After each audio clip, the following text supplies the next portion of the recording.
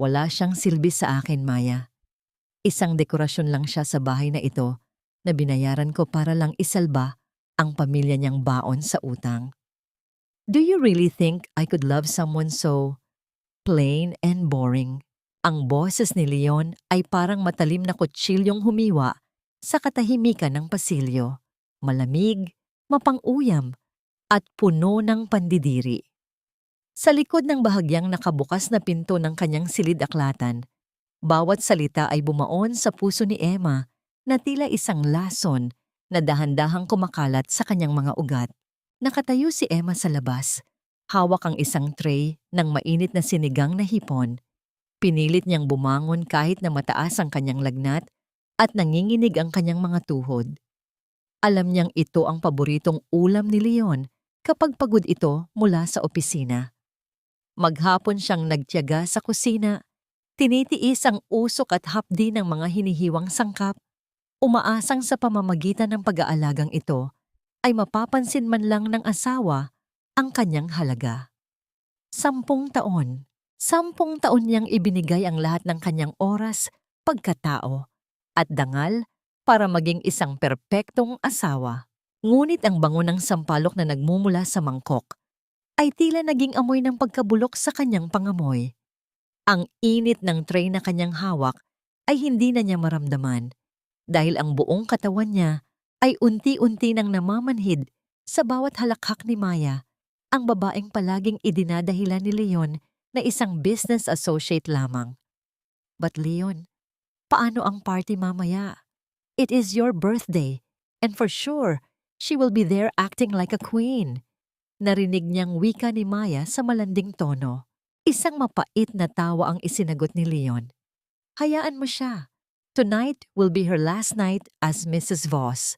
Pagkatapos ng gabing ito, itatapon ko na siya pabalik sa putik na pinanggalingan niya. I already talked to her mother. Binayaran ko na ang katahimikan ni Aling Rosa. Imagine, her own mother chose the money over her daughter's feelings. Ganoon sila kadesperado. Diyan tila huminto ang mundo ni Emma. Ang tray na hawak niya ay unti-unting nanghiwalay sa kanyang mga kamay. Walang ingay ng pagsabog, kundi ang malatunog na pagbagsak ng porselana sa makapal na alpombra at ang pagkalat ng mainit na sabaw sa kanyang mga paa. Ngunit hindi niya naramdaman ang pagkapaso. Ang mas masakit ay ang katotohanang ang kaisa-isang tao na inaasahan niyang magtatanggol sa kanya, ang kanyang ina, ay ipinagpalit din siya sa ilang pirasong papel. Nagsimulang lumabo ang paningin ni Emma. Ang marangyang pasilyo ng mansyon na itinuring niyang tahanan ay biglang nagmukhang isang gintong hawla na puno ng mga ahas. Ang bawat dekorasyon, bawat mamahaling gamit, ay tila mga saksi sa kanyang katangahan. Sumikip ang kanyang dibdib, ang bawat paghinga ay parang paglunok ng mga bubog. Ang kanyang mga daliri ay bumaon sa kanyang palad hanggang sa mag-iwan ito ng mga mapupulang marka. Ngunit ang kirot sa kanyang puso ay mas matindi pa sa anumang sugat sa balat. Napatingin siya sa kanyang singsing sa kasal, isang dambuhalang brilyante na dati ay simbolo ng kanyang pangarap, ngunit ngayon ay tila isang tanikala na sumasakal sa kanyang kaluluwa. Ang bawat sakripisyo niya para sa pamilya. Voss, ang pagtalikod niya sa sariling mga pangarap at ang paglunok sa lahat ng panglalait ng kanyang biyanan ay nauwi lang sa ganitong uri ng pagtatraidor. Tumalikod si Emma nang hindi gumagawa ng anumang ingay. Ang kanyang mga hakbang ay mabigat, parang hinihila siya ng ilalim ng lupa, ngunit may isang bagay na unti-unting nabubuo sa gitna ng kanyang pagkawasak. Isang malamig na determinasyon ang pumalit sa init ng kanyang lagnat. Habang naglalakad siya palayo sa pintong iyon, isang tanong ang paulit-ulit na umaalingaw-ngaw sa kanyang isipan. Tila isang sumpa na ayaw siyang tantanan. Gaano ba kalaki ang halaga ng isang pag-ibig na ibinenta na pala bago pa man ito nagsimula? At hanggang kailan mo kayang panindigan ang isang kasinungalingang unti-unti nang pumapatay sa iyong pagkatao? Ang bawat butones ng kanyang mahabang gown na kulay hating gabi ay tila mga pako na ibinabaon sa kanyang balat. Sa harap ng salamin, pinagmamasdan ni Emma ang isang estranghera. Ang kanyang mukha ay maingat na inayusan, ang bawat bahid ng pighati ay tinakpan ng makapal na kolorete, at ang kanyang mga mata, na kanina lamang ay luhon-luyo, ay nagniningning na ngayon sa ilalim ng mga pilikmatang huwad. Siya ang perpektong asawa ng isang bilyonaryo, isang magandang tropeyo na nakadisplay para sa paghanga ng lahat, habang sa loob ay unti-unti nang nagiging abo. Sa ibaba, ang malawak na ballroom ng mga boss ay umaalingaw-ngaw sa tunog ng marangyang musika, at ang tawananan ng mga taong ang tanging alam ay ang kislap ng salapi.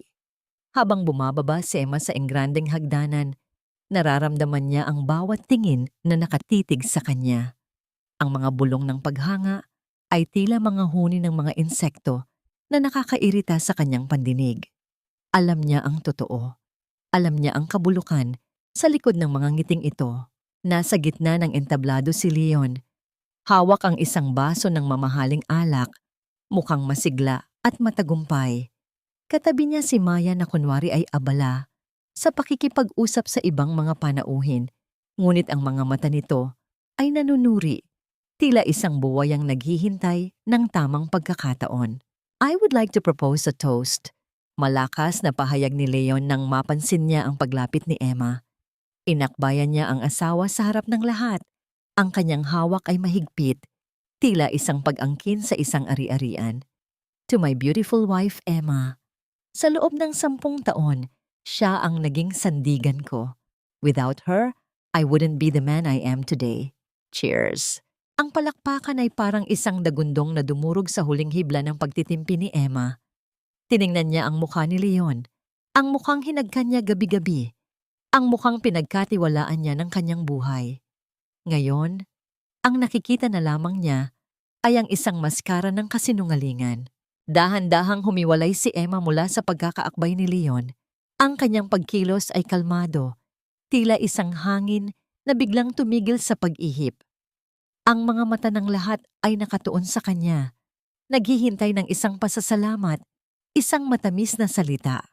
Ngunit ang bawat kalamnan sa mukha ni Emma ay nananatiling matigas, maliban sa kanyang mga labi na bahagyang nanginginig sa kabila ng kanyang pilit na pagngiti. Isang ngangiting hindi umaabot sa kanyang mga mata, isang ngangiting puno ng lason at pait. Thank you, Leon. Malumanay na wika ni Emma, ngunit ang kanyang boses ay may talim na bumasag sa katuwaan ng paligid. At dahil kaarawan mo, meron akong espesyal na regalo.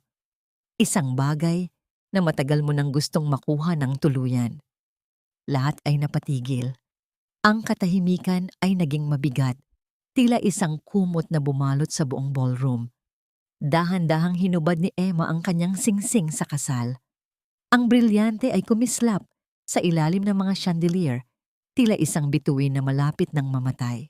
Hindi siya tumingin kay Leon. Sa halip, humakbang siya palapit kay Maya. Kinuha ni Emma ang kamay ng dalaga na halatang nagulat at hindi malaman ang gagawin. Sa harap ng mga pinakamakapangyarihang tao sa bansa, isinuot ni Emma ang kanyang singsing sa daliri ni Maya. Congratulations, Maya. Bulong ni Emma, sapat na para marinig ng mga nasa malapit. Sa'yo na ito. Huwag kang mag-alala. Luma na ito. Pero mukhang bagay naman sa'yo ang mga bagay na itinapon ko na. Ang tunog ng pagbagsak ng isang basong kristal sa malayo. Ang tanging bumasag sa nakakangilong katahimikan. Ang mukha ni Leon ay nagbago mula sa pagkagulat tungo sa isang madilim na galit. Ang kanyang mga panga ay nagngangalit at ang kanyang mga kamao ay nakakuyom sa kanyang gilid. Pakiramdam niya ay hinubaran siya ng dangal sa harap ng sarili niyang mga panauhin. Sa isang sulok ng ballroom, malayo sa liwanag, isang lalaking matangkad at may seryosong mukha ang tahimik na nanonood. Si Adrian Keller. Ang kanyang mga madidilim na mata ay nakatitig kay Emma. May bakas ng pagkagulat, ngunit mayroon ding kakaibang paghanga. Pinagmamasdan niya ang bawat galaw ng babaeng akala ng lahat ay mahina. Ngunit ngayon ay nagawang sunugin ang sarili nitong tulay ng walang pag-aalinlangan. Tumalikod si Emma at nagsimulang maglakad palayo. Ang bawat hakbang niya sa makintab na sahig ay tila isang deklarasyon ng digmaan. Ngunit bago pa man siya makalapit sa pintuan, mabilis na humabol si Leon at hinablot ang kanyang braso. Ang diin ng mga daliri nito ay tila gustong bumasag sa kanyang buto. "You think you're so smart, Emma?" Gigil na bulong ni Leon. Ang kanyang hininga ay amoy alak at puot. "You just made the biggest mistake of your life. Paglabas mo sa pintong yon, wala ka nang babalikan. You are nothing without me. You'll end up begging on the streets at sisiguraduhin kong walang sino man ang tutulong sa'yo. I will destroy you." Tiningnan siya ni Emma ng diretso sa mga mata. Wala na ang takot. Wala na ang pagsusumamo. "I was already nothing when I was with you, Leon. Ngayon, kahit gutom at hirap kahit papaano, akin na ang sarili ko." Pilit na binawi ni Emma ang kanyang braso at nagpatuloy sa paglakad. Hindi siya lumingon. Ang malaking pintong kahoy ng mansyon ay bumukas at sa kanyang paglabas, ang malamig na hangin ng gabi ay humampas sa kanyang mukha. Kasabay ng malakas at mabigat na tunog ng pagsasara ng pinto sa kanyang likuran. Tila isang kabanata ng kanyang buhay, ang tuluyan ng tinapos ng marahas na tadhana.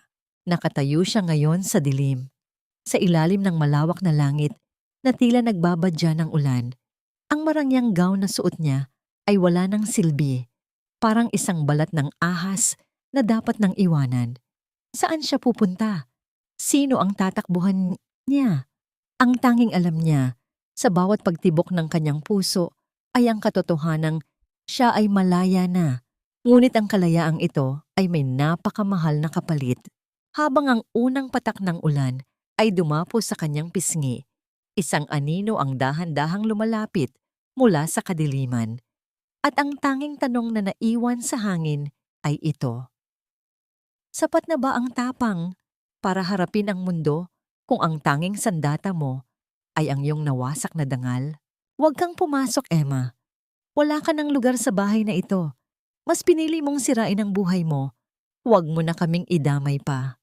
Ang boses ni Aling Rosa ay hindi man lang nanginig sa likod ng rehas na pinto ng kanilang maliit na bahay.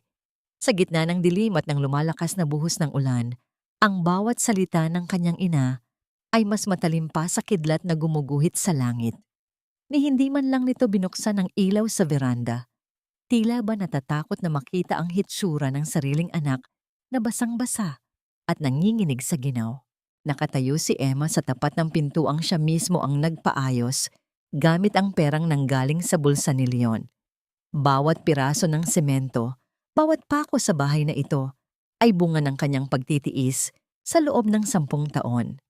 Ngunit ngayon, ang kaisa-isang lugar na inaasahan niyang magsisilbing kanlungan ay naging isang pader na hindi niya magawang tibagin. "Nay, parang awa niyo na." Ang tinig ni Emma ay halos mabasag sa hangin. Ang marangyang gown na suot niya, na kanina lamang ay simbolo ng karangyaan, ay naging isang mabigat at maduming basahan na pumupulupot sa kanyang katawan. "Wala akong mapupuntahan. Gabi na at kailangan ko lang ng masisilungan." Sinabihan na ako ni Leon, tugon ni Aling Rosa. At sa pagkakataong ito, ay may halong galit na ang kanyang tono. "Pinutol na niya ang allowance namin. Ang kapatid mong si Clara, paano na ang gamot niya? Napakawalang puso mo, Emma. Inisip mo lang ang pride mo, pero ang pamilya mo ay hinayaan mong mamatay sa gutom. Umalis ka na bago pa tayo lalong malintikan."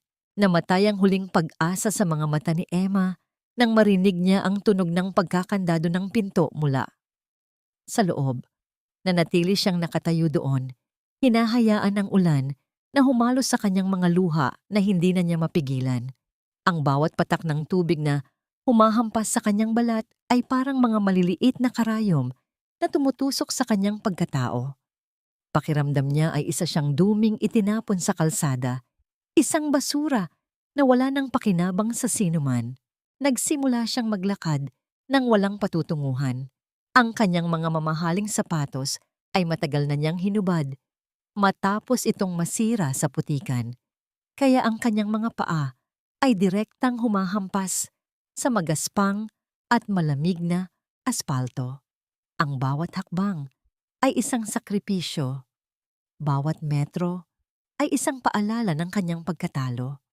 Sa bawat kanto ng Maynila na kanyang nadadaanan, ang mga ilaw ng syudad ay tila nagtatawa sa kanyang sinapit. Isang bilyonaryong asawa, ngayon ay isang palaboy na walang kahit isang kusing sa bulsa. Sinubukan niyang hugutin ang kanyang cellphone sa maliit na bag na dala niya, umaasang may isang kaibigan man lang siyang matatawagan. Ngunit sa kanyang pagpindot, tanging itim na screen ang bumati sa kanya. Ubos na ang battery, gaya ng kanyang lakas. Napasandal siya sa isang poste ng ilaw. Ang kanyang katawan ay dahan-dahang dumadaos-dos pababa hanggang sa mapaupo siya sa basang bangketa. Doon, sa gitna ng ingay ng ulan at ng mga sasakyang dumadaan ng walang pakialam, naramdaman ni Emma ang tunay na kahulugan ng pagkawasak. Hindi ito ang pagkawasak na may kasamang sigaw o hagulgol. Ito ay ang tahimik na pagguho ng lahat ng pinaniwalaan niya tungkol sa pag-ibig, pamilya at katapatan. Ang kanyang lagnat ay tila lalong tumitindi. Ang kanyang paningin ay nagsisimulang umikot at ang paligid ay unti-unti nang nagiging malabo. Inisip niya si Leon. Siguradong masaya ito ngayon, nakahiga sa malambot na kama kasama si Maya, habang tinatawanan ang kanyang kinahinatnan.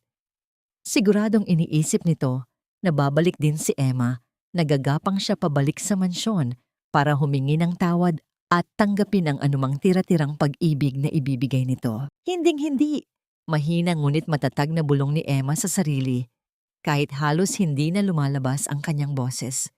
Mas pipiliin kong magsimula muli kaysa bumalik sa lugar na sumira sa akin. Ngunit habang unti-unting nanghihina ang kanyang katawan, binalot siya ng matinding takot. Paano kung wala nang maniwala sa kanya? Paano kung tuluyan na lamang siyang mawala at makalimutan ng mundo na parang isa na lamang tahimik na kwento ng isang babaeng nawalan ng pag-asa sa gilid ng daan? Sa gitna ng kanyang papalayong ulirat, naramdaman ni Emma ang isang biglang pagliwanag sa kanyang harap. Ang tunog ng makina ng isang sasakyan ay dahan-dahang huminto at ang liwanag mula sa mga headlight nito ay tila tumagos sa kanyang mga nakapikit na mata. Isang anino ang bumaba mula sa sasakyan, isang figurang matangkad na tila hindi nababahala sa malakas na ulan. Naramdaman niya ang isang mainit na tela na binalot sa kanyang nanginginig na mga balikat. Isang malakas na bisig ang binuhat siya mula sa pagkakalugmok, isang hawak na matatag, ngunit may kasamang hindi maipaliwanag na ingat. Sa huling pagkakataon, bago siya tuluyang lamunin ng kadiliman, isang pamilyar na amoy ng sandalwood at mamahaling tabako ang pumasok sa kanyang pangamoy. Isang boses, malalim at seryoso, ang huling narinig ng kanyang diwa. Hindi ka pwedeng mamatay dito, Emma Avalar. Marami pa tayong dapat gawin. Habang ang sasakyan ay dahan-dahang umaalis sa madilim na kalsada, ang tanging naiwan ay ang bakas ng kanyang nasirang gown sa putikan. Sa gitna ng kawalan, isang bagong panganib ang naghihintay o marahil isang pagkakataon na hinding-hindi niya inaasahan. Gaano ba kalalim ang utang na loob na kailangang bayaran bago mo masabing tapos na ang iyong obligasyon sa mga taong nagluwal sa iyo sa mundo? At sa anong punto mo dapat piliing iligtas ang sarili mo kung ang tanging paraan ay ang hayaang masunog ang lahat ng iyong nakaraan? Buhay ka pa pala. Akala ko ay tuluyan ka ng nilamon ng kawalan sa gitna ng kalsada. Ang boses na yon, malamig at tila nanggagaling sa kabilang mundo, ang unang bumasag sa katahimikan ng silid. Dahan-dahang iminulat ni Emma ang kanyang mga mata, ngunit ang liwanag mula sa puting kisame ay tila sumugat sa kanyang paningin. Ang amoy ng antiseptic at mamahaling pabango ay humalo sa kanyang bawat paghinga. Hindi ito ang mabahong amoy ng putik at ulan na huli niyang natandaan. Naramdaman ni Emma ang lambot ng telang nakapatong sa kanya. Isang kumot na yari sa pinakamahal na seda.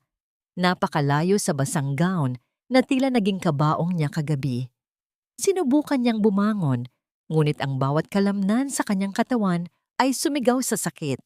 Ang kanyang mga kamay, na dati ay maingat na inaalagaan, ay puno ng gasgas at namumula sa lamig.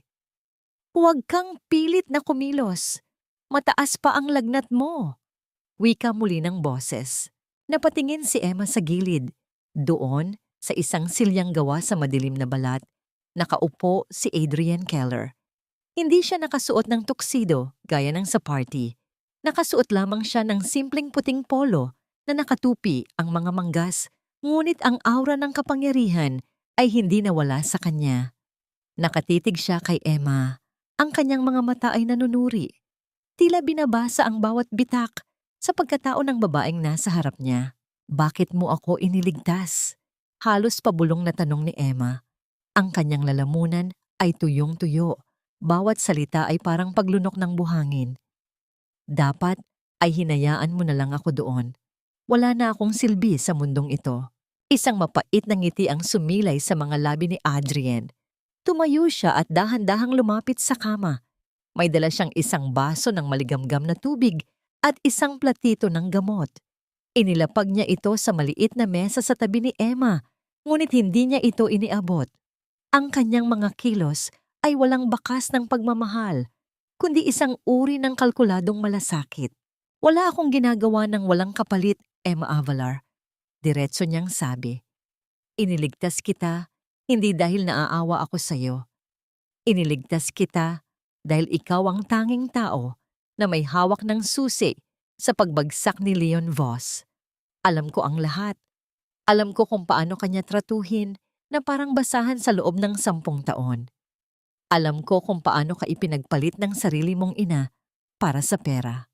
Ang pagbanggit sa kanyang ina ay parang isang sariwang sugat na binuhusan ng asido.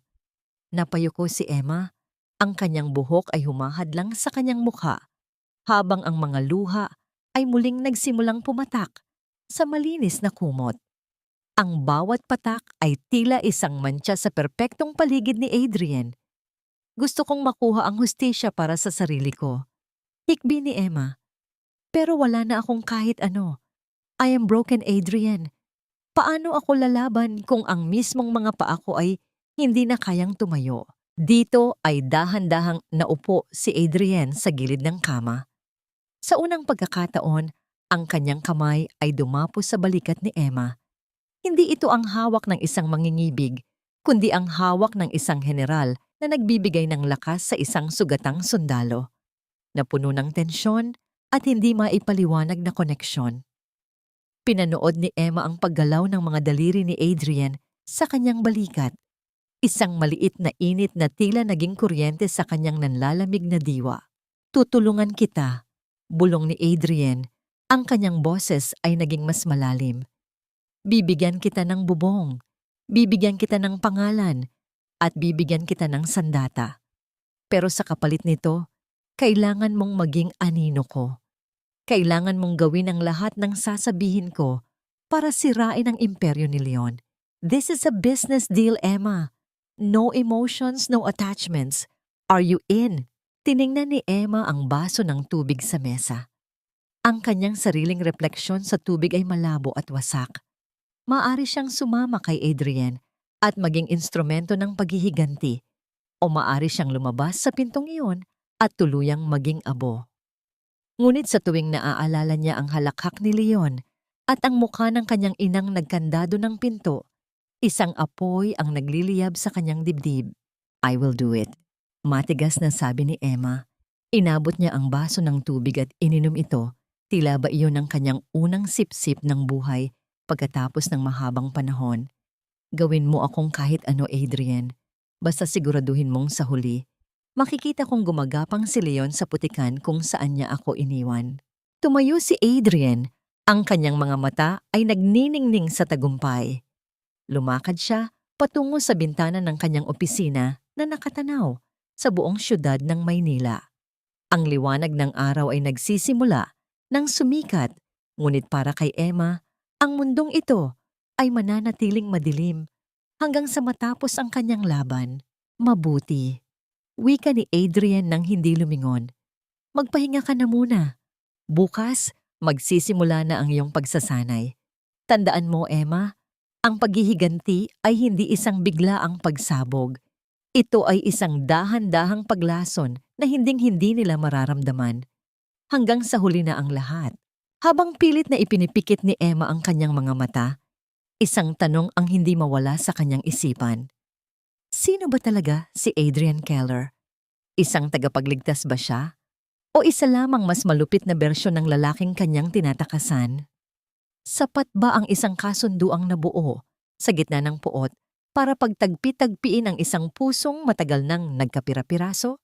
At ano ang nakatagong presyo ng kalayaang iaalay ng isang estrangherong kaaway? Akala mo ba matapos mong ipahiya ang anak ko, hahayaan ka naming mabuhay ng payapa? Tingnan mo ang sarili mo, Emma. Basura ka na ngayon, gaya ng nararapat sa'yo. Ang mga salitang yon ni Doña Aurora ay tila lumutang sa hangin bago pa man siya tuluyang makababa mula sa kanyang marangyang sasakyan. Nakatayo si Emma sa gitna ng isang maalikabok na warehouse sa port area. Suot ang isang kupas na t-shirt at maong na hiniram niya mula sa isang kapitbahay sa Tondo. Ang kanyang mga kamay, na dati ay tanging mga mamahaling alahas lamang ang hawak, ay puno na ngayon ng grasa at dumi mula sa paglilipat ng mga mabibigat na kargamento. Isang matinding kaibahan ang makikita sa paligid. Ang kinang ng mga alahas ni Doña Aurora ay sumasalamin sa sikat ng araw, habang ang pawis ni Emma ay humahalo sa alikabok ng bodega. Ang bawat kahon na kanyang binubuhat ay tila timbang ng lahat ng kanyang nakaraan na pilit niyang ibinabaon sa limot. Ngunit sa pagdating ng kanyang dating biyenan, ang lahat ng pait ay muling bumalik. Mas matindi at mas masakit. Nagtatrabaho ako ng marangal, Doña Aurora? Tugon ni Emma. Pilit na pinatatatag ang kanyang boses kahit na ang kanyang mga tuhod ay nanginginig sa pagod at gutom. Wala akong ginagawang masama sa inyo. Iwanan niyo na ako ng mag-isa. Isang mapang-uyam na tawa ang isinagot ng matanda. Pinagmamasdan niya ang paligid ng may pandidiri. Tila ba ang bawat hininga niya sa lugar na iyon ay isang parusa. Ang mga manggagawa sa paligid ay nagsimulang tumigil sa kanilang gawain. Ang mga bulungan ay kumalat na parang apoy sa tuyong damo. Alam nila kung sino si Emma, ang tanyag na asawa ni Leon Voss, na ngayon ay isa na lamang kargador sa ilalim ng pamamahala ni Adrian Keller. Danggal, mayroon ka pa ba niyan? Lumapit si Doña Aurora. Ang kanyang boses ay naging isang matalim na bulong. Ang isang babaeng tinalikuran ng kanyang asawa at sumama sa kalaban ay walang karapatang magsalita tungkol sa dangal. Isa kang kahihiyan sa pamilya Voss. Sisiguraduhin kong kahit sa ang sulok ng mundong ito, hinding-hindi ka makakahanap ng katahimikan. Naramdaman ni Emma ang panunuyo ng kanyang lalamunan. Gusto niyang sumigaw. Gusto niyang ipagtanggol ang sarili. Ngunit ang bawat salita ay tila nakabara sa kanyang dibdib. Kinuha niya mula sa kanyang bulsa ang isang malinis na panyo. Isang panyo na may burda ng inisyal na AK na ipinahiram sa kanya ni Adrian nung nakaraang gabi. Pinunasan niya ang pawis sa kanyang noo at sa sandaling iyon, ang amoy ng sandalwood mula sa panyo ay tila nagbigay sa kanya ng isang segundong lakas. Isang munting alaala na hindi siya nag-iisa sa laban na ito. Ngunit hindi sapat ang panyong iyon para pigilan ang puot ni Doña Aurora. Sa isang mabilis at hindi inaasahang pagkilos, itinaas ng matanda ang kanyang kamay at isang malakas na tunog ng sampal ang umalingaw-ngaw sa loob ng tahimik na bodega. Ang mukha ni Emma ay napalingon sa lakas ng impact. Naramdaman niya ang matinding init na gumuhit sa kanyang pisngi. Ang hapdi na tila tumagos hanggang sa kanyang kaluluwa. Ang katahimikan sa paligid ay naging nakakangilo. Walang sino mang nangahas na gumalaw. Ang mga mata ni Emma ay nanatiling nakatitig sa sahig. Pinagmamasdan ang mga butil ng alikabok na tila sumasayaw sa liwanag ng araw. Iyan ay para sa kahihiyang idinulot mo sa anak ko. Bulyaw ni Doña Aurora. Huwag mong isipin na dahil kinupkup ka ni Adrian Keller ay ligtas ka na. Mas malaki ang kapangyarihan namin kaysa sa inaakala mo. Mamatay ka sa gutom dito, Emma. Mamatay ka sa hirap. Habang papatayo si Doña Aurora, pabalik sa kanyang sasakyan, nanatiling nakatayo si Emma sa gitna ng warehouse. Hindi siya gumalaw, hindi siya umiyak. Ang kanyang kanang kamay ay dahan-dahang humawak sa kanyang namumulang pisngi. Ang sakit ng sampal ay unti-unting napapalitan ng isang malamig at matalim na determinasyon. Sa di kalayuan, sa loob ng isang itim na sasakyan na nakaparada sa kabilang panig ng kalsada, isang pares ng mga mata ang tahimik na nagmamasid. Isang lalaking nakasuot ng sombrero ang kanina pa nakatitig sa bawat galaw ni Emma. Sino ang lalaking ito? Isang tauhan ba ni Leon o isa pang anino mula sa nakaraan na hindi pa nagpapakilala? Habang ang sasakyan ni Doña Aurora ay humaharurot palayo, naiwan ang usok at alikabok na unti-unting bumabalot kay Emma. Tumingin siya sa kanyang mga kamay na puno ng dumi at sugat, at pagkatapos ay tumingin siya sa langit na unti-unting nagdidilim. Hanggang kailan mo kayang lunukin ang iyong pride para sa isang pagkakataong bumangon muli? At ano ang gagawin mo kapag ang mga taong dapat ay nagtatanggol sa iyo ang siya mismong naglulubog sa iyo sa putikan ng kahihiyan? Ang bawat pahina ng lumang kuwadernong yon ay amoy alikabok at mga nakalipas na pangarap. Ngunit ang bawat salitang nakasulat ay tila mga lason na unti-unting pumapatay sa huling alaala ng aking katapatan. Sa loob ng maliit at mainit na silid sa tondo, nakaupo si Emma sa sahig. Tanging ang liwanag ng isang aandap-andap na bumbilya ang kanyang kasama. Hawak niya ang lumang diary ng kanyang yumaong ama, isang bagay na itinago niya mula sa mansyon ng mga Voss. Sa paglipat niya ng mga pahina, ang kanyang puso ay tila pinipiga. Hindi lang pala utang ang dahilan kung bakit napunta siya kay Leon. Nadiskubre niya ang katotohanang matagal nang ibinaon sa lupa. Ang kanyang ama ay hindi basta nalugi. Siya ay sadyang nilubog ni Leon Voss sa pamamagitan ng pekeng dokumento para magkaroon ito ng dahilan na iligtas ang kanilang pamilya at hingin ang kamay ni Emma bilang kabayaran. 10 taon siyang naniwala na utang na loob niya ang kanyang buhay kay Leon. Ngunit ang totoo, ang lalaking itinuring niyang tagapagligtas ang siya palang pumatay sa dangal ng kanyang ama. Kinaumagahan, nagmamadaling pumunta si Emma sa pampublikong ospital kung saan nakaratay ang kanyang kapatid na si Clara. Ang kanyang isipan ay puno ng katanungan, ngunit mas matindi ang kaba sa kanyang dibdib dahil sa kawalan ng pambayad sa susunod na gamutan. Ngunit pagdating niya sa billing counter, tila huminto ang tibok ng kanyang puso nang marinig ang balita mula sa nurse. Bayad na po ang lahat ng bill ni Clara, Ma'am Emma. May isang private donor din na nagpadala ng mga kailangang gamot para sa buong buwan. Wika ng nurse habang inaayos ang mga papeles. Napakunot ang noo ni Emma. Alam niyang hindi ito magagawa ni Leon dahil ang tanging gusto nito ay makita siyang nagmamakaawa. Isang pangalan lamang ang pumasok sa kanyang isip. Sa paglabas niya ng ospital, nakita niya ang isang itim na sasakyan na pamilyar sa kanya. Nakasandal doon si Adrian, tila hinihintay ang kanyang paglabas. Bakit mo ginagawa ito, Adrian? Tanong ni Emma. Ang kanyang tinig ay may halong pasasalamat at takot. Ang sabi mo ay business deal lang ito. Bakit kailangang pati ang kapatid ko ay protektahan mo? Hindi agad sumagot si Adrian. Lumapit siya kay Emma at sa isang pagkakataon ay naramdaman ni Emma ang kakaibang init ng presensya ng lalaki. Inabot ni Adrian ang isang maliit na hibla ng buhok ni Emma na nakatakas sa kanyang pagkakatali at maingat itong inilagay sa likod ng kanyang tenga. Ang haplos ng kanyang mga daliri sa balat ni Emma ay tila naging isang kuryenteng gumapang sa buong katawan ng babae. Napuno ng katahimikan kung saan ang ingay ng paligid ay tila naglaho. Hindi lahat ng tulong ay may nakatagong patalim, Emma. Mahinahong sabi ni Adrian, ang kanyang mga mata ay lumambot sa unang pagkakataon. Gusto ko lang na kapag lumaban ka, Wala kang ibang iniisip kundi ang sarili mong panalo. Huwag mong isiping utang na loob ito.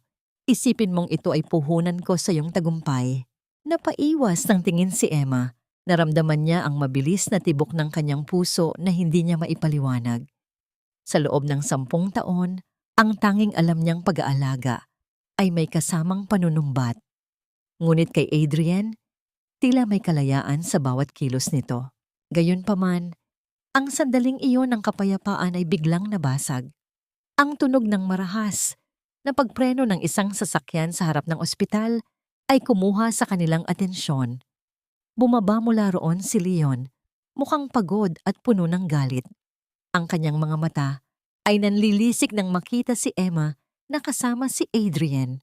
So itong lalaking ito na pala ang bago mong tagapagtustos? Sigaw ni Leon. Bawat salita ay puno ng insulto na naging sanhi ng paglingon ng mga taong dumadaan. Emma, akala mo ba ay takas ka na? Nakalimutan mo na ba na hawak ko ang buhay ng kapatid mo? Isang pirma ko lang, mawawalan ng kuryente ang ICU na ito. Huminga ng malalim si Emma. Ang kanyang mga kamao ay nakakuyom. Ngunit bago pa siya makapagsalita, humakbang si Adrian sa harap niya, tila isang pader na nagpoprotekta sa kanya mula sa bagyo ni Leon.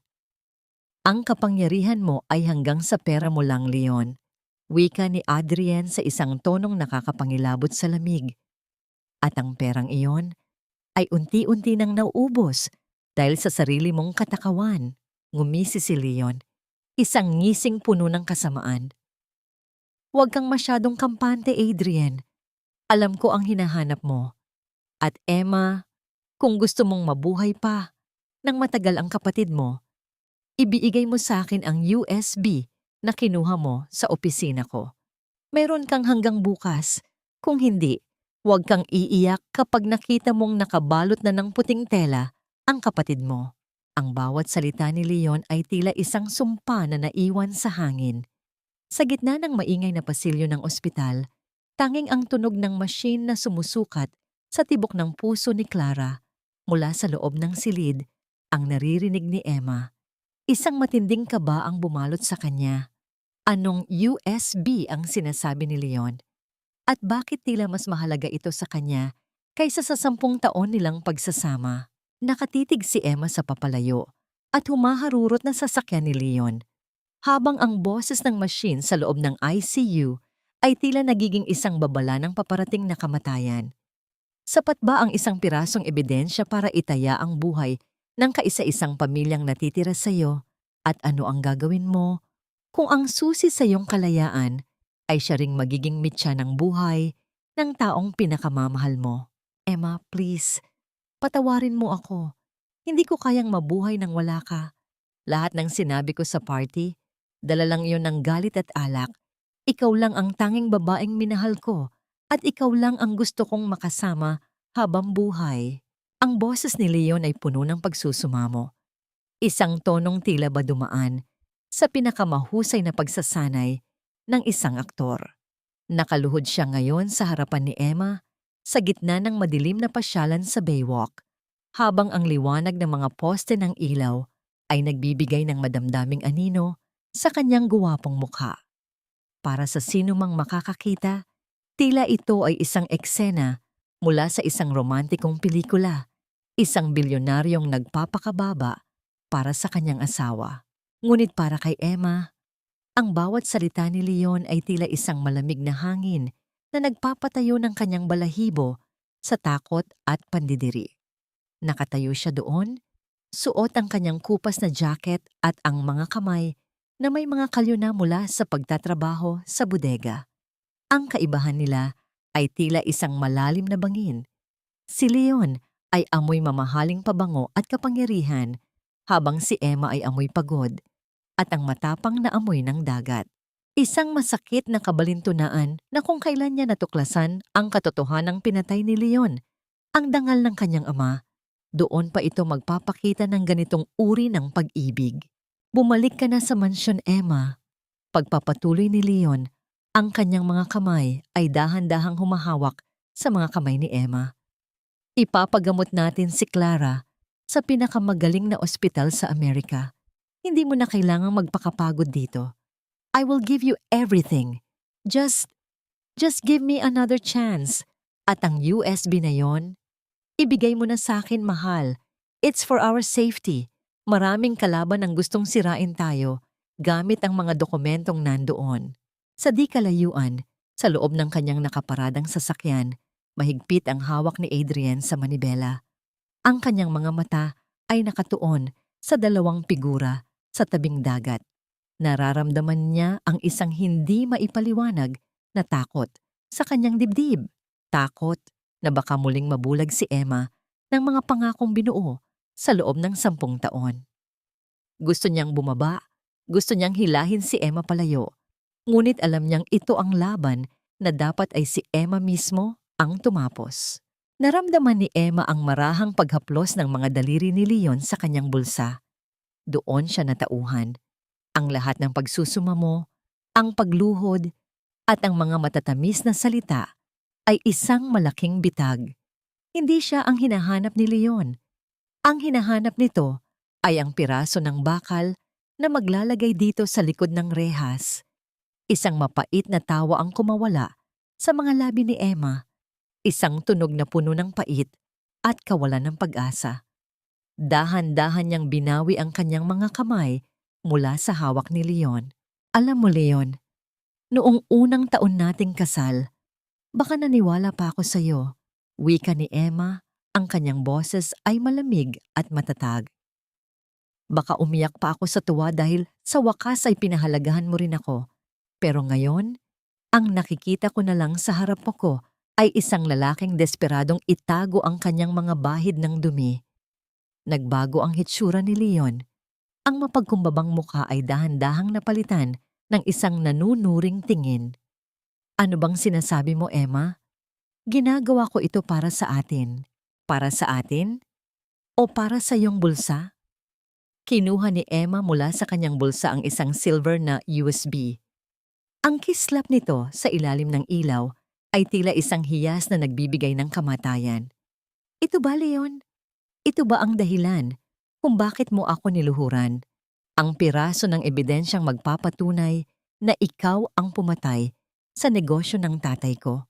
Na ikaw ang dahilan kung bakit siya inatake sa puso dahil sa kahihiyan. Ang mukha ni Leon ay naging kasing pula ng apoy. Tumayo siya mula sa pagkakaluhod. Ang kanyang tindig ay muling naging mapagmataas at nakakatakot. Ang maskara ay tuluyan ng nalaglag. Ibigay mo sa akin iyan, Emma. Gigil na utos ni Leon. Huwag mong subukan ang pasensya ko. Hindi mo alam kung anong pwedeng mangyari sa kapatid mo sa loob ng 1 minuto. Wala ka nang magagawa, Leon, sagot ni Emma. Dahil ang USB na ito ay walang kwenta. Sa isang mabilis na pagkilos, itinaas ni Emma ang kanyang kamay at inihagis ang USB ng buong lakas patungo sa madilim at malalim na tubig ng Manila Bay. Ang tunog ng pagtama nito sa tubig ay tila isang huling hininga ng isang sumpa. Hindi ito malakas, ngunit para kay Leon, ito ay parang isang pagsabog na duminig sa kanyang buong pagkatao. Hindi! Sigaw ni Leon. Susubukan niya sanang habulin ang bagay na yon, ngunit huli na ang lahat. Ang alon ay mabilis na lumamon sa ebidensya. Tumalikod si Emma. Ang kanyang puso ay pumipintig ng mabilis, ngunit may kasamang kaluwagan. Alam niyang ang inihagis niya ay isang pekeng USB na inihanda niya kanina, ngunit ang makita ang takot sa mga mata ni Leon ay sapat na kabayaran para sa lahat ng kanyang pagtitiis. Wala ka nang hawak sa akin, Leon Voss, huling wika ni Emma bago siya maglakad palayo. Habang naglalakad siya patungo sa sasakyan ni Adrian, naramdaman ni Emma ang biglang panghihina ng kanyang mga tuhod. Ngunit bago pa siya mabuwal, bumukas ang pinto ng sasakyan at mabilis siyang sinalo ni Adrian.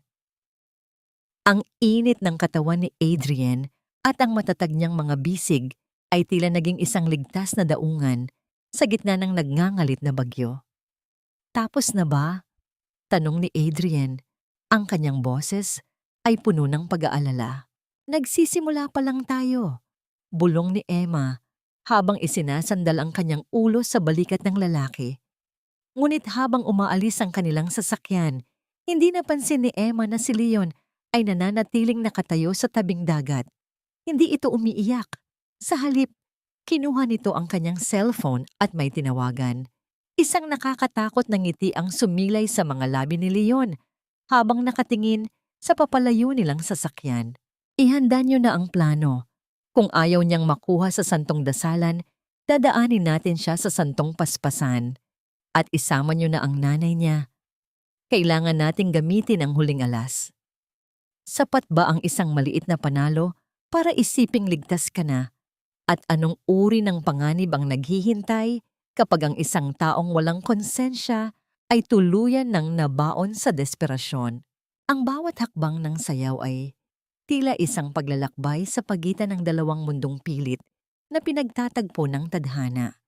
Sa loob ng marangyang ballroom ng isang hotel sa Makati, ang musika ay dahan-dahang dumadaloy na parang isang malumanay na ilog, malayo sa ingay at gulo ng kalsada na pinanggalingan ni Emma nitong mga nakaraang linggo.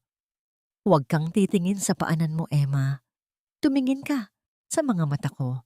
Diyan mo mahahanap ang balanse mo. Ang boses ni Adrian ay isang mahinang bulong sa kanyang tabi, sapat na para maramdaman niya ang mainit na hininga nito sa kanyang sentido. Nakapatong ang kamay ni Adrian sa kanyang baywang, isang hawak na matatag, protektado, at may kasamang kakaibang paggalang. Isinuot ni Emma ang isang simpleng itim na gown na tila isang baluti ng kanyang bagong pagkatao. Wala na ang dambuhalang brilyante ni Leon. Tanging ang malinis niyang balat at ang determinasyon sa kanyang mga mata ang nagsisilbing hiyas. Isinandal ni Emma ang kanyang ulo sa balikat ni Adrian sa isang saglit ng kahinaan na hindi niya mapigilan. Ang sandaling tila huminto ang mundo at ang tanging nararamdaman niya ay ang tibok ng puso ng lalaking nagligtas sa kanya mula sa putikan. Ang amoy ng sandalwood at ang lamig ng aircon sa silid ay humahalo sa init ng kanilang mga katawan. Sa unang pagkakataon sa loob ng 10 taon, hindi pakiramdam ni Emma na siya ay isang gamit na idinisplay. Pakiramdam niya ay isa siyang tao na may karapatang huminga. Bakit mo ito ginagawa, Adrian? Tanong ni Emma, ang kanyang boses ay halos malunod sa himig ng biolin. Hindi lang ito tungkol sa negosyo, di ba? May mas malalim na dahilan kung bakit mo gustong pabagsakin ang mga boss. Naramdaman ni Emma ang bahagyang pagtigas ng mga kalamnan ni Adrian.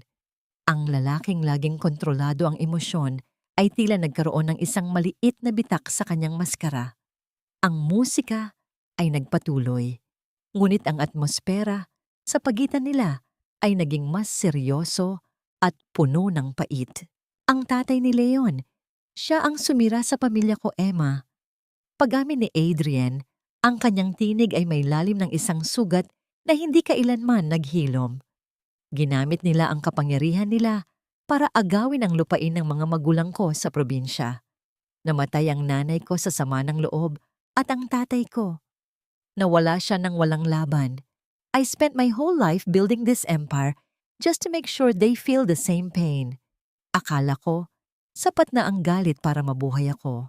Pero nang makita kita sa gitna ng ulan noong gabing iyon, naalala ko ang nanay ko. Ang parehong hitsura ng isang taong binigay ang lahat, pero tinapon lang na parang basura. Napaangat ng tingin si Emma kay Adrian. Ang mga mata ng lalaki ay nagniningning sa ilalim ng mga chandelier, hindi dahil sa kinang ng salapi, kundi dahil sa mga luhang pilit na itinatago ng katarungan.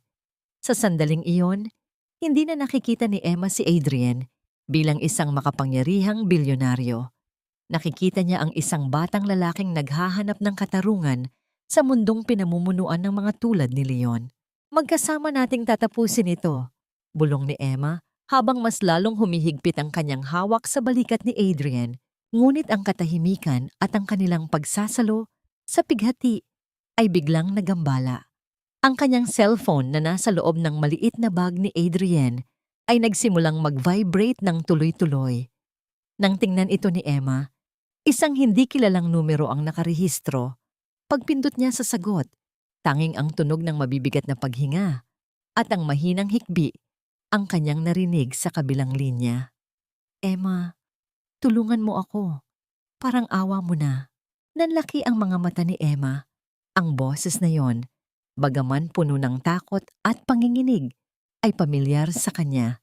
Iyon ang boses ni Maya, ang babaeng naging mitya ng kanyang pag-alis sa mansyon. Ang babaeng akala niya ay reyna na ngayon sa piling ni Leon. Maya, anong nangyayari? Nasaan ka? Nag-aalalang tanong ni Emma habang ang kaba sa kanyang dibdib ay muling bumabalik. Nandito ako sa isang motel sa Pasay. Ayaw akong paalisin ni Leon. Emma, nagkamali ako. Akala ko mahal niya ako. Pero ginagawa niya akong punching bag kapag hindi niya mahanap ang USB. Puno ako ng pasa, Emma. Wala akong ibang matatatakbuhan. Ikaw lang ang alam kong makakaunawa sa akin. Napatigil ang musika sa pandinig ni Emma. Tiningnan niya si Adrian na naghihintay ng paliwanag. Ang babaeng naging kaagaw niya sa loob ng mahabang panahon ay humihingi ngayon ng saklolo mula sa kanya. Isang matinding dilema ang bumalot sa kanyang isipan. Isang bitag ba ito ni Leon? O isang pagkakataon para ipakita ang tunay na lakas ng isang babaeng marunong magpatawad? Pupuntahan kita, wika ni Emma, bago niya ibaba ang tawag. Tumingin siya kay Adrian. Ang kanyang mukha ay maputla, ngunit determinado. Kailangan nating umalis. Si Maya, nasa panganib siya. At kung hindi natin siya ililigtas, baka siya ang susunod na biktima ng galit ni Leon. Habang mabilis silang naglalakad palabas ng ballroom, hindi napansin ni Emma na ang bawat hakbang nila ay sinusundan ng isang anino mula sa itaas na balkonahe.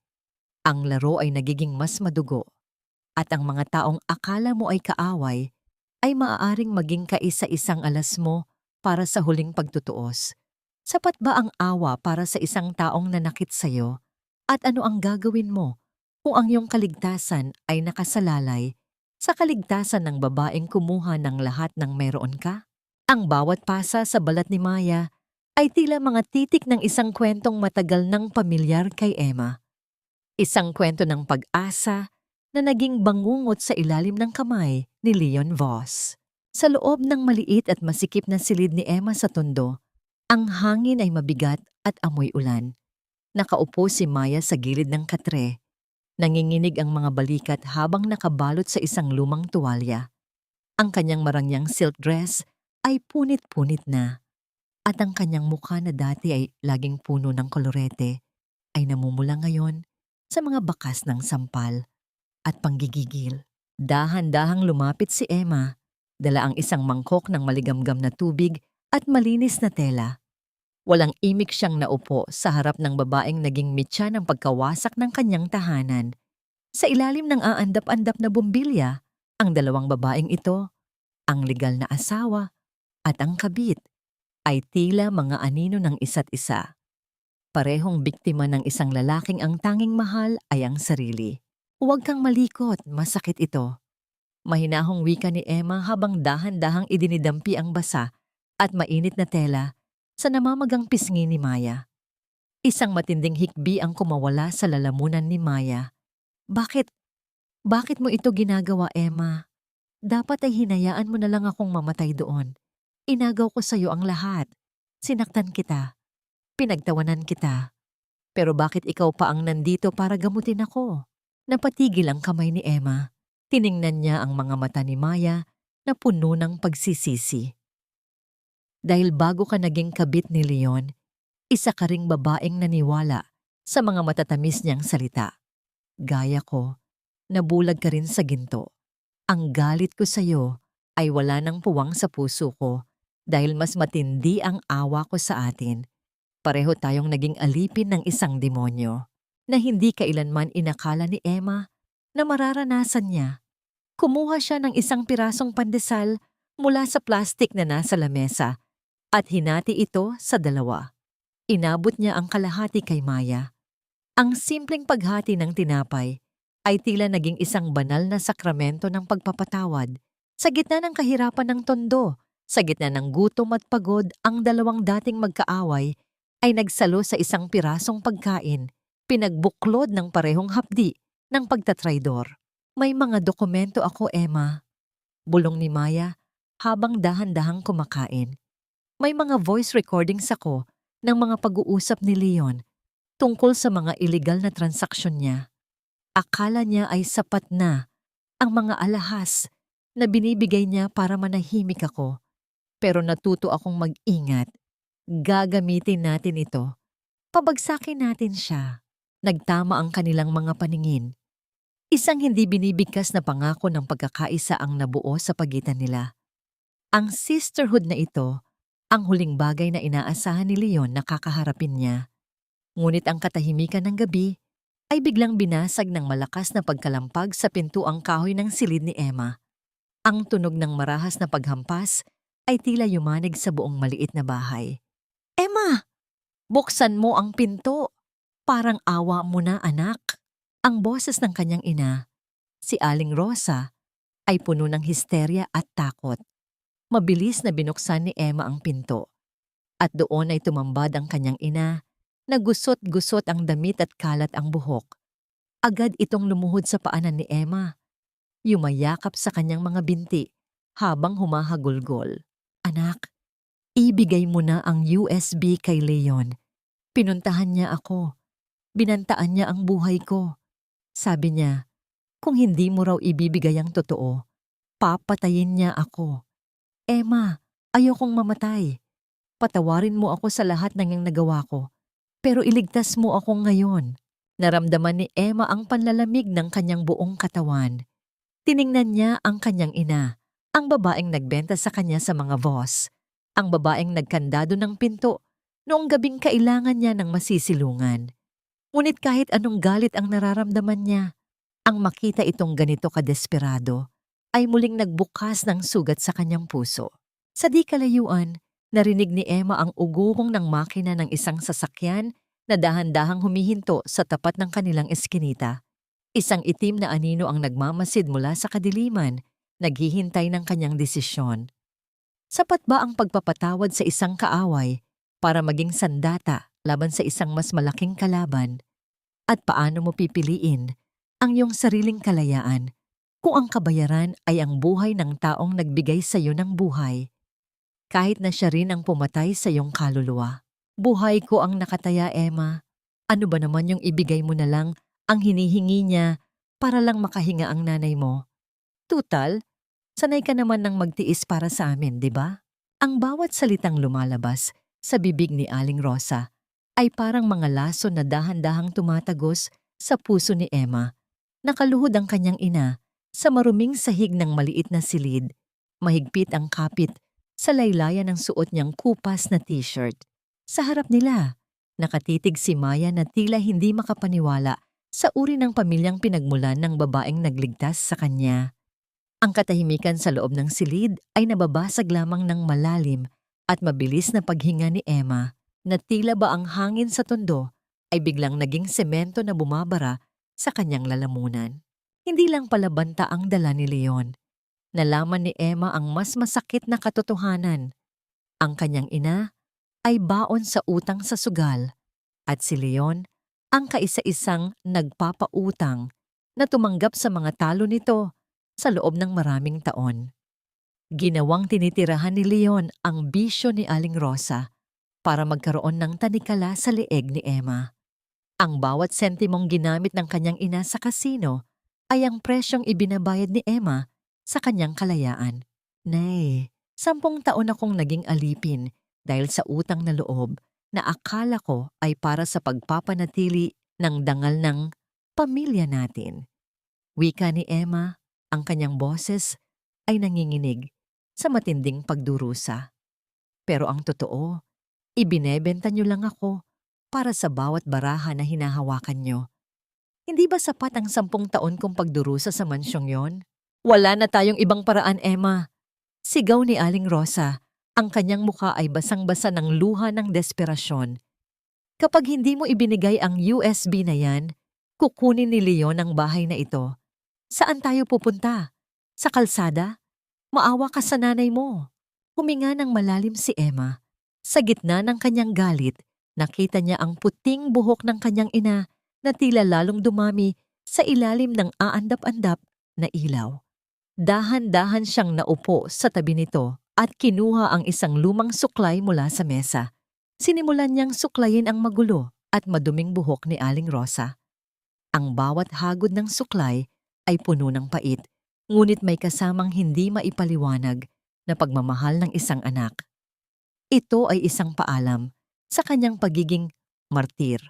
Isang huling haplos bago niya tuluyang putulin ang tanikala. Susuklayin ko ang buhok niyo sa huling pagkakataon bilang anak na sumusunod sa inyo, Nay, bulong ni Emma. Pagkatapos nito, ako na ang magpapasya para sa sarili ko. Hindi ko hahayaang kainin tayo ni Leon habang buhay. Sa labas ng silid, sa dilim ng eskinita, nakatayo si Adrian Keller. Naririnig niya ang bawat hikbi at bawat masakit na salitang nagmumula sa loob. Ang kanyang mga kamao ay nakakuyom sa galit para kay Emma. Ngunit mayroon siyang ginawang hakbang na hindi alam ng babae. Kanina lamang, bago siya pumasok sa eskinita, kinausap na niya ang mga tauhan ni Leon na naniningil kay Aling Rosa. Binayaran niya ang lahat ng utang nito sa isang kondisyon. Ang kanyang ina ay kailangang lumayo at wag nang magpapakita kay Emma hanggat hindi natatapos ang laban. Nabalik ang diwa ni Emma nang marinig niya ang tunog ng isang sasakyan na huminto sa tapat mismo ng kanilang pinto. Alam niya ang tunog na yon, ang makina ng paboritong kotse ni Leon. Nandyan na siya, bulong ni Maya. Ang kanyang mga mata ay nanlalaki sa takot. Habang mabilis na nagtatago sa likod ng isang cabinet, tumayo si Emma. Ang kanyang mga kamay ay hindi na nanginginig. Kinuha niya ang silver na USB mula sa kanyang bulsa, ang totoong ebidensya na naglalaman ng lahat ng dumi ng kumpanya ng mga boss. Tiningnan niya ang kanyang ina na ngayon ay nakatingin sa kanya nang may halong takot at pag-asa. Dito na magtatapos ang lahat, matigas na sabi ni Emma. Binuksan niya ang pinto at ang liwanag ng mga headlight mula sa sasakyan ni Leon ay tumama sa kanyang mukha na tila ba siya ay isang biktima sa gitna ng isang entablado. Bumaba si Leon, mukhang kampante at may mapanuyang nangiti sa kanyang mga labi. Ang bawat hakbang nito sa semento ay tila tunog ng isang hatol. Handa ka na bang ibigay ang huling alas mo, Emma? O gusto mong makitang mawala ng tirahan ng nanay mo bago sumikat ang araw?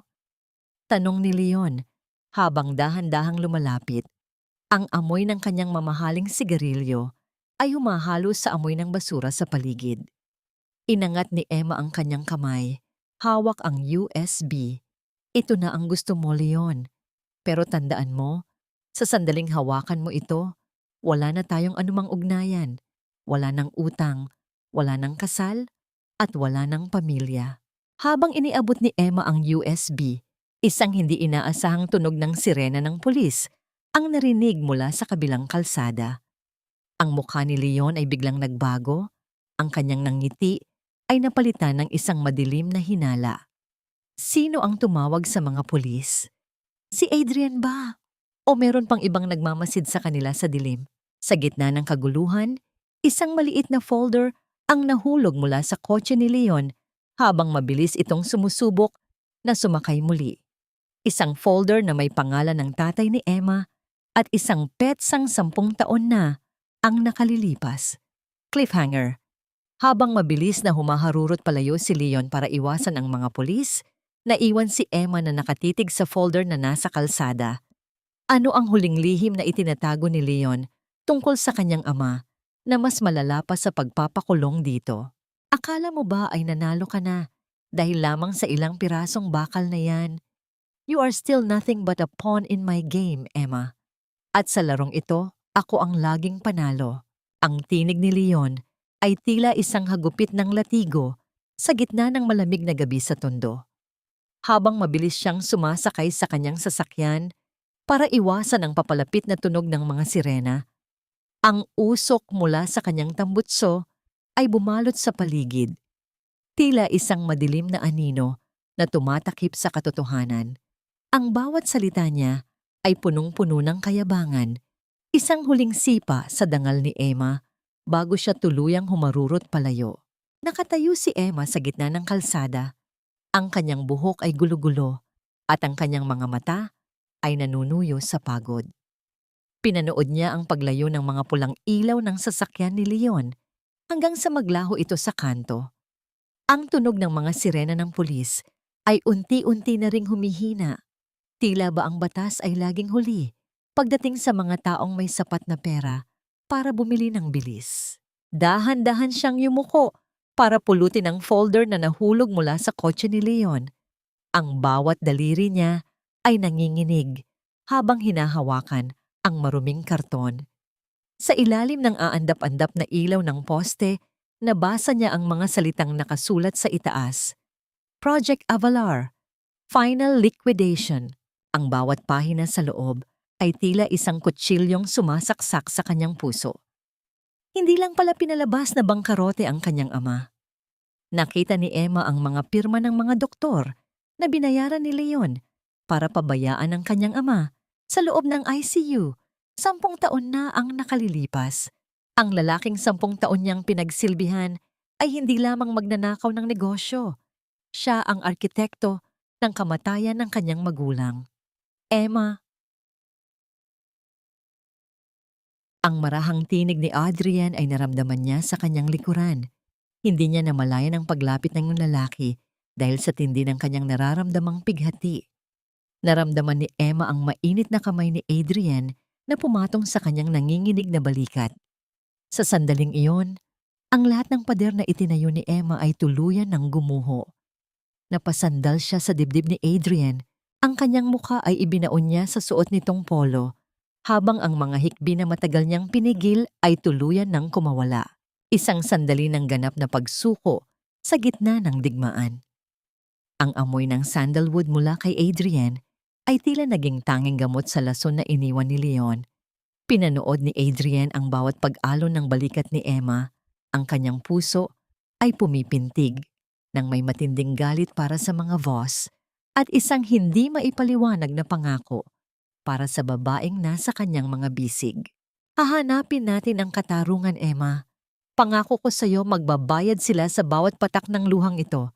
Bulong ni Adrian habang mas lalo niyang hinihigpitan ang yakap sa babae. Dahan-dahang kumalas si Emma. Ang kanyang mga mata na dati ay puno ng awa ay napalitan na ngayon ng isang nakakatakot na ningning. Binuksan niya ang folder sa huling pahina at doon ay may nakita siyang isang pangalan na hindi niya inaasahan. Isang pangalan na naging dahilan para tumigil ang takbo ng kanyang mundo. Adrian, bakit narito ang pangalan ng nanay mo? Tanong ni Emma. Ang kanyang boses ay puno ng hinala at takot. Napatigil si Adrian. Ang kanyang mukha ay biglang nawalan ng kulay sa ilalim ng malamig na liwanag ng buwan. Ang katahimikan sa pagitan nila ay naging kasing bigat ng isang hatol na kamatayan. Sa di kalayuan, ang tunog ng isang huling sirena ay tila naging isang babala na ang lihim na matagal nang itinago ni Adrian ay malapit ng mabunyag. Paano mo pagkakatiwalaan ang taong nagligtas sa iyo kung ang kanyang nakaraan ay nakatali pala sa mismong trahedyang sumira sa iyong buhay at hanggang saan ang kayang itago ng isang lalaki sa ilalim ng maskara ng kanyang kabutihan? Adrian, sumagot ka. Bakit ang pangalan ng nanay mo ang nakapirma sa dokumentong nagpabagsak sa tatay ko? Ang boses ni Emma ay parang isang marupok na sinulid na malapit ng maputol. Nakatayo siya sa gitna ng kalsada. Ang malamig na hangin ng madaling araw ay humahampas sa kanyang mukha. Ngunit ang mas matinding lamig ay nagmumula sa lalaking nasa harap niya. Ang folder na hawak niya ay tila naging isang nagniningas na uling na gustong sunugin ang kanyang mga palad. Napatigil si Adrian. Ang kanyang matikas na tindig ay tila biglang naging marupok. Sa ilalim ng madilaw na liwanag ng poste, nakita ni Emma ang pagdaan ng matinding pait sa mga mata ni Adrian. Isang emosyong matagal na nitong itinago sa likod ng mga mamahaling suit at kalkuladong pananalita. Ang katahimikan sa pagitan nila ay naging kasing bigat ng isang hatol kung saan ang tanging naririnig ay ang malayo at paos na huni ng mga kuliglig. Dahil ang nanay ko, siya ang ginamit na piin ng tatay ni Leon. Sa wakas ay wika ni Adrian, ang kanyang tinig ay halos pabulong na lamang. Siya ang sekretarya noon sa kumpanya. Pinilit siya, Emma. Binantaan ang buhay ko noong bata pa ako para lang pirmahan niya ang mga pekeng papeles na yon laban sa tatay mo. Namatay siya sa sama ng loob at hiya dahil sa nagawa niya. Ang buong buhay ko, Emma, ay ginugol ko para pagbayarin ang mga boss. Hindi lang para sa akin, kundi para na rin sa tatay mo. Napaatras si Emma. Ang bawat salita ni Adrian ay tila mga tipak ng yelo na bumabagsak sa kanyang pagkatao. Pakiramdam niya ay muli siyang nahuhulog sa isang malalim na hukay. Ang taong inakala niyang kaisa-isang kakampi ay meron palang nakatagong ugnayan sa trahedyang pumatay sa kanyang ama. Kaya mo ba ako iniligtas? Tanong ni Emma. Ang kanyang mga luha ay muling dumadaloy, ngunit sa pagkakataong ito ay hindi ito dahil sa lungkot, kundi dahil sa pakiramdam na muli siyang naging biktima ng isang plano. Dahil ba sa konsensya? O dahil bahagi rin ako ng laro mo para linisin ang pangalan ng nanay mo? Adrian, ginamit mo rin ba ako? Hindi nakapagsalita si Adrian. Gusto niyang humakbang palapit, gusto niyang hawakan ang mga kamay ni Emma at sabihing ang nararamdaman niya para sa babae ay totoo. Ngunit alam niyang anumang hawak niya ngayon ay ituturing na isang pananakit. Pinanood niya ang pagtalikod ni Emma, ang paglakad nito palayo sa kanya sa gitna ng kadiliman. Ang sandaling naramdaman niya ang ganap na kalayaan, ngunit kasabay nito ay ang ganap na pag-iisa. Naglakad siya patungo sa tulay na nagdurugtong sa Tondo at Binondo. Huminto siya sa gitna nito at tumingin sa madilim na tubig ng ilog Pasay, na tila isang itim na telang humihigop sa lahat ng liwanag. Ang malamig na hangin ay tila yumayakap sa kanya, isang yakap na walang halong kasinungalingan o interes. Sa gitna ng kanyang pag-iisa, isang alaala ang biglang sumagis sa kanyang isipan. Ang malubhang aksidente niya noong siya ay 18 taong gulang pa lamang. Isang gabi rin iyon ng ulan at isang estranghero ang humila sa kanya palabas ng nasusunog na sasakyan bago pa ito tuluyang sumabog. Naalala niya ang amoy ng sandalwood, ang parehong amoy na laging suot ni Adrian.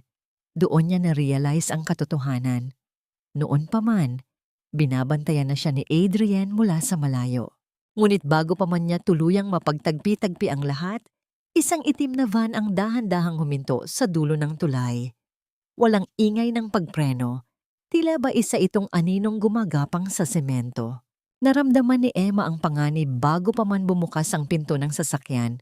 3 lalaking nakasuot ng itim na maskara ang mabilis na bumaba. Sinubukan ni Emma na tumakbo, ngunit ang kanyang mga paa ay tila naging mabigat sa takot. Naramdaman niya ang isang malakas na kamay na tumakip sa kanyang bibig. Isang amoy ng chemical na agad na nagpalabo sa kanyang paningin. Ang folder na naglalaman ng lahat ng katotohanan ay nahulog mula sa kanyang kamay at dahan-dahang nakuha ng hangin. Ang mga pahina nito ay nagliliparan sa ibabaw ng tulay bago tuluyang lumubog sa madilim na tubig ng ilog. Dalhin niyo na siya. Wika ng isang boses na pamilyar sa kanya. Siguraduhin niyo na hindi siya makakatakas hanggat hindi lumalabas si Adrian Keller. Habang isinasara ang pinto ng van, ang huling nakita ni Emma ay ang malabong figura ni Adrian na tumatakbo sa malayo. Sumisigaw ng kanyang pangalan, ngunit ang tunog ng makina ng sasakyan ay tuluyan ng lumunod sa boses ng lalaking maaaring siya palang kaisa-isang tunay na nagmahal sa kanya. Sapat ba ang isang lihim mula sa nakaraan para sirain ang isang ugnayang binuo sa gitna ng panganib? At ano ang gagawin mo kapag ang taong gusto mong takasan ay siya na palang kaisa-isang paraan para ikaw ay mabuhay? Akala mo ba Matatakasan mo ang nakaraan mo, Emma. You are just a stray dog that we allowed to play inside our mansion for a while. At ngayon, oras na para ibalik ka sa kalsada. O mas mabuti pa, sa ilalim ng lupa. Ang boses ni Doña Aurora ay umalingaw-ngaw sa loob ng madilim at abandonadong bodega. Kasing lamig ng bakal na nakagapos sa mga kamay ni Emma. Dahan-dahang iminulat ni Emma ang kanyang mga mata, ngunit ang bawat pagkurap ay parang pagtusok ng mga karayom dahil sa tindi ng chemical na ginamit sa kanya kanina. Ang amoy ng nabubulok na kahoy, kalawang at gasolina ay sumasakal sa kanyang bawat paghinga. Nakatali siya sa isang lumang silya sa gitna ng malawak na espasyo. Sa itaas, ang isang bombilya ay pabalik-balik na umiindayog, na nagbibigay ng mga aninong tila mga multo na sumasayaw sa paligid. Ang maruming sahig na kinauupuan niya ay puno ng alikabok, napakalayo, sa makintab na marmol ng mansyong dating itinuring niyang tahanan. Isang matinding pait ang gumuhit sa kanyang puso. Dito siya nagsimula bilang isang batang mahirap at tila dito rin siya tatapusin ng mga taong nagnakaw ng kanyang kabataan. Naramdaman ni Emma ang hapdi ng lubid na bumaon sa kanyang mga pulso habang sinusubukan niyang kumawala. Ang bawat galaw niya ay nagdudulot ng ingay mula sa kinakalawang na paa ng silya, ngunit walang sino mang dumating para maawa. Ang kanyang katawan ay nanlalambot, ang kanyang isipan ay pilit na bumabalik sa mukha ni Adrian bago siya nawalan ng malay. Ang huling tingin nito, puno ng pagsisisi at pangamba, ang tanging bagay na nagbibigay sa kanya ng dahilan para huwag sumuko. Nasaan si Adrian? Paos na tanong ni Emma. Ang bawat salita ay parang paggalaw ng bubog sa kanyang lalamunan. Isang mapanuyang tawa ang sumagot sa kanya, hindi mula kay Doña Aurora, kundi mula sa dilim kung saan dahan-dahang lumabas si Leon. Hawak nito ang isang lighter. Ang maliit na apoy nito ay kumikislap sa gitna ng kadiliman. Huwag kang magmadali, Emma. Parating na ang iyong tagapagligtas. And when he gets here, he will watch as everything he built and the woman he loves go up in smoke. Doon lamang napansin ni Emma ang mga galon ng gasolina na nakabukas sa paligid ng bodega. Ang amoy nito ay mas lalong tumindi. Nagbabadya ng isang impyernong malapit ng sumiklab. Sa sandaling iyon, ang takot ni Emma ay hindi para sa kanyang sarili, kundi para kay Adrian.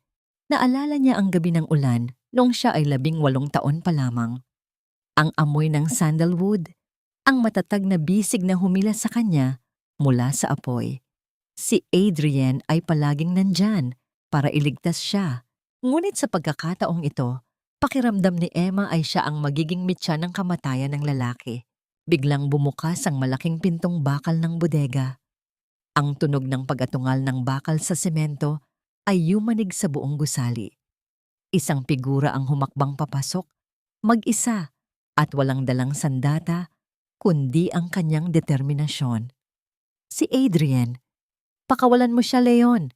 Ang sigaw ni Adrian ay tila isang kulog na bumasag sa katahimikan. Mabilis na lumapit si Adrian, hindi pinapansin ang mga tauhan ni Leon na nakatutok sa kanya. Nang makarating siya sa harap ni Emma, ang kanyang unang ginawa ay hindi ang makipag-away, kundi ang hawakan ang nanginginig na kamay ng babae. Sa gitna ng panganib, isang hawak na nagsasabing, "Nandito ako, hindi kita pababayaan." Sa kabila ng dumi at panganib, naramdaman ni Emma ang init ng mga daliri ni Adrian na bumabalot sa kanya. Isang tahimik na pagpapatawad ang dumaan sa kanilang mga mata. "Huwag kang matakot, Emma. Nandito ako." Bulong ni Adrian habang pilit na kinakalaga ng mga lubid. Ngunit ang sandaling iyon ay pinutol ng tunog ng pagkiskis ng lighter. Inihulog ni Leon ang apoy sa isang bahagi ng sahig na basang-basa ng gasolina. Sa isang iglap, ang apoy ay gumapang na parang isang nagngangalit na ahas patungo sa kanila. Ang init ay agad na humampas sa kanilang mga mukha at ang makapal na itim na usok ay nagsimulang bumalot sa kisame. Goodbye, Adrian. Goodbye, Emma. Magkasama kayong maglalaho sa lugar kung saan kayo dapat nararapat. Bulyaw ni Leon habang mabilis na tumatakas kasama si Doña Aurora patungo sa labasan. Nagsimulang gumuho ang ilang bahagi ng kisaming gawa sa luma at tuyong kahoy. Ang tunog ng pagbagsak ng mga debris ay tila mga pagsabog sa pandinig ni Emma. Sinubukan ni Adrian na pasanin si Emma, ngunit isang malaking posteng kahoy ang bumagsak sa pagitan nila at ng tanging labasan. Sila ay nakulong sa loob ng isang nagbabagang impyerno. Hinanap ni Adrian ang isang maliit na butas sa pader. Ang kanyang mga kamay ay puno na ng pasupasa habang pilit na itinutulak ang mga nakaharang. Sa gitna ng usok at apoy, naramdaman ni Emma ang panghihina ng kanyang mga baga. Isinandig niya ang kanyang ulo sa dibdib ni Adrian, habang ang paligid ay unti-unti nang nilalamon ng kulay kahel na liwanag. Adrian, iwan mo na ako. Iligtas mo ang sarili mo. Hikbi ni Emma, ang kanyang paningin ay nagsisimulang magdilim. Hinding-hindi, sagot ni Adrian, habang buong lakas na isinasangga ang kanyang katawan sa isang bumabagsak na bahagi ng bubong para hindi ito tumama kay Emma. Isang malakas na tunog ng pagguho ang umalingaw-ngaw, mas malakas kaysa sa alinmang ingay kanina. Ang buong bodega ay nagsimulang mayanig at ang itim na usok ay tuluyan nang bumalot sa kanilang dalawa, na tila isang huling kumot bago ang huling hininga. Sapat ba ang pag-ibig na nahanap sa gitna ng puot para labanan ang kamatayang naghihintay sa bawat sulok? At sino ang lalabas na buhay mula sa mga abo ng isang nakaraang pilit na sinusunog ng kasamaan? Ang bawat usok na lumalabas sa aking baga ay tila ang huling bakas ng 10 taong impyerno sa kamay ng mga boss. At sa bawat pagbuga nito, unti-unting nababawi ng aking kaluluwa ang hanging matagal nang ipinagkait sa akin. Sa gitna ng naglalagablab na apoy, ang bawat segundo ay tila isang taon ng pagdurusa. Naramdaman ni Emma ang matinding init na humahaplos sa kanyang balat. Ang bawat paglanghap niya ay parang paglunok ng nagbabagang abo. Ngunit sa gitna ng panganib, naramdaman niya ang matatag na bisig ni Adrian na pumulupot sa kanya. Isang proteksyon na tila hindi kayang buwagin ng kahit anong apoy. Gamit ang isang mabigat na piraso ng bakal, buong lakas na hinampas ni Adrian ang isang bahagi ng pader na lumana ang semento hanggang sa lumikha ito ng sapat na butas para sila ay makalabas. Ang tunog ng pagbagsak ng mga debris at ang pagguho ng bodega sa kanilang likuran ay tila isang malakas na bulyaw ng pagkatalo ng kasamaan. Paglabas nila sa malamig na hangin ng madaling araw, napaluhod si Emma sa damuhan, hinihingal at nanginginig habang pinapanood ang bodega na tuluyan ng nilalamon ng apoy. Sa di kalayuan, narinig nila ang mabilis na pagdating ng mga sasakyan ng pulis at bumbero. Ang kanilang mga ilaw ay nagbibigay ng kulay asul at pula sa madilim na paligid. Hindi nagtagal, ang balita tungkol sa tangkang pagpatay at ang mga iligal na gawain ng mga boss ay kumalat na parang apoy sa buong bansa. Sa loob ng 1 linggo, ang imperyong itinayo ni Leon sa ibabaw ng mga luha ng iba ay nagsimulang gumuho. Ang mga voice recordings na ibinigay ni Maya at ang mga dokumentong nakuha ni Adrian ay naging sapat na ebidensya para sa isang warrantless arrest. Ang sandaling pinakahihintay ng lahat ay nangyari sa gitna ng isang press conference na itinawag ni Leon para linisin ang kanyang pangalan. Sa harap ng napakaraming kamera at reporter, pumasok ang mga otoridad. Ang tunog ng pagkiskis ng mga posas sa mga pulso ni Leon ay tila isang matamis na musika sa pandinig ni Emma na nanonood mula sa TV sa kanyang maliit na kwarto.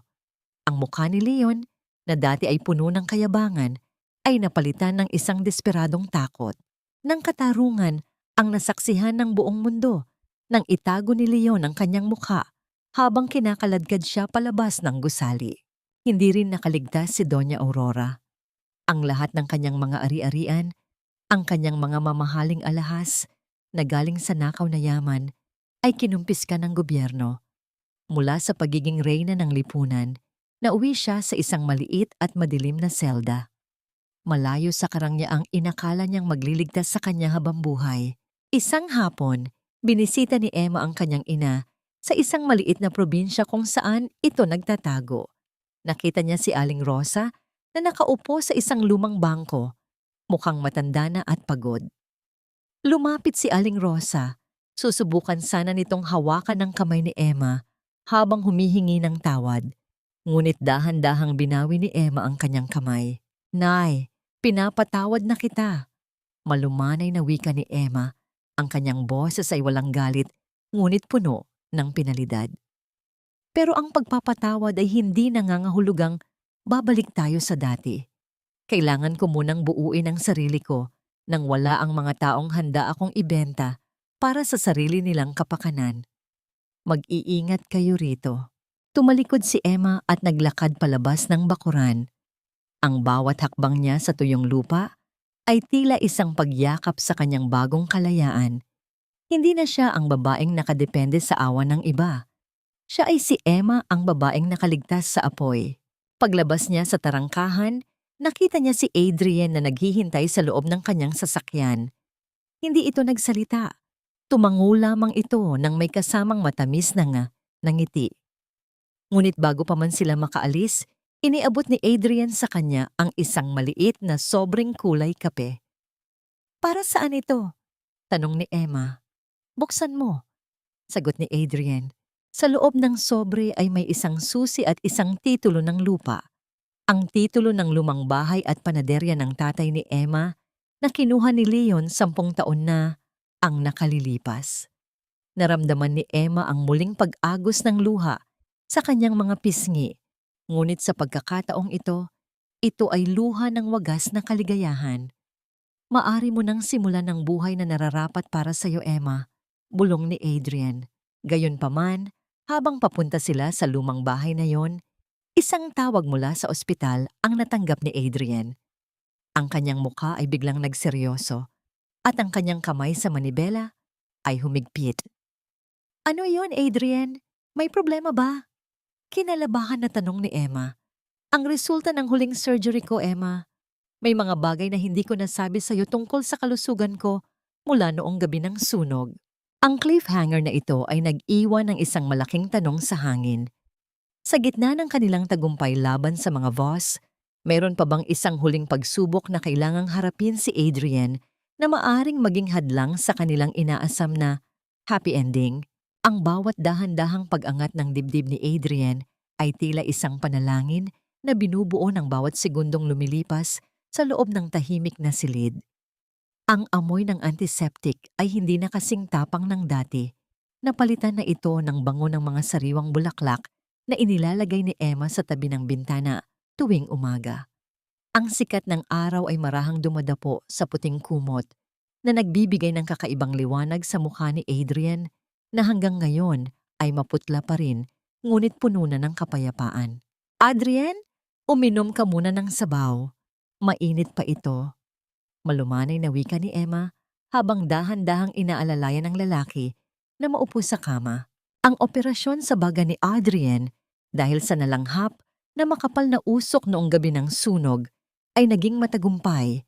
Ngunit ang pagpapagaling ay isang mahabang landas na kailangan nilang lakbayin ng magkasama. Sa pagkakataong ito, ang mga papel ay nagbaliktad. Si Emma na dating nangangailangan ng pagkupkop ang siya na ngayong nagsisilbing lakas at sandigan ni Adrian. Ang kanyang mga kamay, na dati ay nanginginig sa takot, ay matatag na ngayon sa paghawak ng kutsara para pakainin ang lalaking nagtaya ng buhay para sa kanya. Isang sandali ng wagas na pag-aalaga na walang hinihintay na kapalit. Ang bawat pagsubo ni Adrian ay may kasamang tinginin ng pasasalamat. Isang tingin na nagsasabing higit pa sa katarungan ang nahanap nila sa isa't isa. Ang katahimikan sa silid ay hindi na nakakangilo. Ito ay puno ng mga salitang hindi na kailangang bigkasin dahil sapat na ang init ng kanilang mga palad na nagtatagpo. "Salamat, Emma," bulong ni Adrian. Ang kanyang boses ay may bahid pa rin ng paos, ngunit may kalakip na tamis. Sana ay hindi ako nagiging pabigat sa'yo. Mas gusto kitang makitang abala sa iyong panaderya kaysa nakakulong dito sa ospital. Ngumiti si Emma, isang ngingiting mula sa puso na tila nagpapaliwanag sa buong silid. Ang panaderya ay makapaghihintay, Adrian, pero ang taong nagbigay sa akin ng dahilan para buksan muli ang mga pintuan nito, siya ang prioridad ko ngayon. Hindi ka pabigat. Ikaw ang aking pahinga. Pagkaraan ng ilang linggo, sa harap ng lumang bahay at panaderya ng tatay ni Emma, ang tunog ng pagpihit ng susi sa kinakalawang na trangka ay tila isang hudyat ng bagong simula. Kasama ni Emma si Adrian na nakatayo na ng maayos, kahit na may kaunting panghihina pa.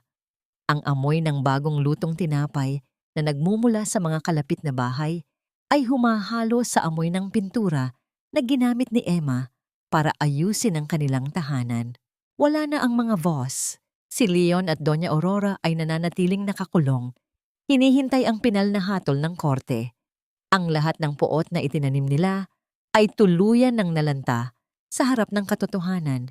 Ngunit para kay Emma, ang pinakamalaking tagumpay ay hindi ang makitang nagdurusa ang mga kaaway, kundi ang makitang muli ang sarili sa salamin nang walang bahid ng pag-aalinlangan.